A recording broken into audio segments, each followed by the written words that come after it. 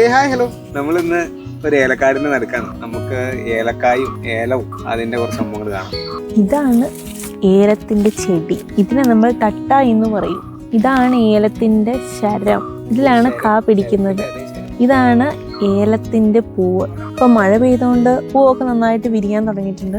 ഇതാണ് നമുക്ക് ഈ പൂ വിരിഞ്ഞാണ് ഈ താഴത്തേക്ക് കാണുന്ന ഓരോ കായും പിടിച്ചിരിക്കുന്നത്. ഇത് നമ്മൾ എപ്പോഴും കായ എടുക്കുന്നത് താഴെ നിന്നാണ്. താഴത്തെ കായാണ് ആദ്യം ഉണ്ടായത്. അപ്പൊ ഇതായിരിക്കും ആദ്യം മൂത്തേക്കുന്നത്.